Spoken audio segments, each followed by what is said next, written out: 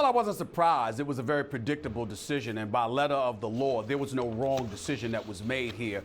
He gets points for good behavior. The sentencing obviously was excessive considering the crime that we were taking into consideration. You don't get to retry him from the murder acquittal that he obviously got off on. You don't get to do that. This was about a robbery with him trying to get back his own memorabilia, which, as he accurately pointed out, the state of California granted and gave it back. I think the state of Nevada, I'm sorry, wherever it was, they gave him back his own material, and that is that.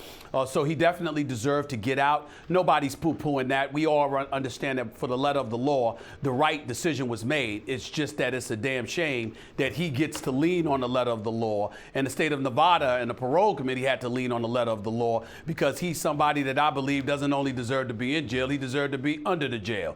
This man, as far as I'm concerned, is a double murderer. He's somebody that should never, ever, ever see freedom again, but it should be for the murder, for the double murder. It shouldn't be for this. But since it was just for this, the right decision was clearly made, and that is that. As it pertains to his behavior, how he conducted himself, I thought he showed his arrogance. I thought he was incredibly loquacious, entirely too talkative. The first advice that you receive from your attorney is to answer questions as succinctly and as concise as possible, to say very little. He talked entirely too much. I thought that was not the wisest thing for him to do on his part, but I thought that the parole committee was an absolute catastrophe. You had one individual there that was going to grant him parole that was wearing a Kansas City Chiefs tie, clearly an NFL fan. Certainly that doesn't breed objectivity. You had the woman that made the mistake of calling him 90 years of age when he's 70, and then they're laughing it up and what have you.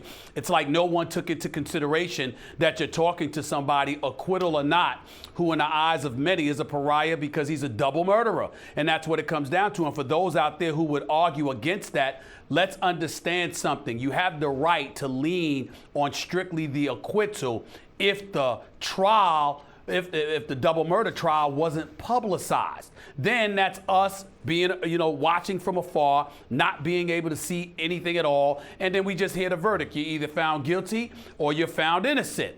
But in the case of O.J. Simpson, it was on the air every day. We saw the trial. We saw the evidence. We saw the ineptitude of Christopher Darden and to a lesser degree, Marsha Clark. We saw Judge Lance Ito and some of the mistakes that he made. We saw Johnny Cochran adroitly, skillfully, brilliantly play the race card. We saw Mark Furman get exposed for what he was. And so when you see that bevy of evidence, this notion that you don't get to judge what your eyes was watching for over a 6-month span is utterly ridiculous. He's a double murderer. He should be in jail for the rest of his life. And the fact that he's scheduled to get out in October, he might be the luckiest man alive. It's plain and simple.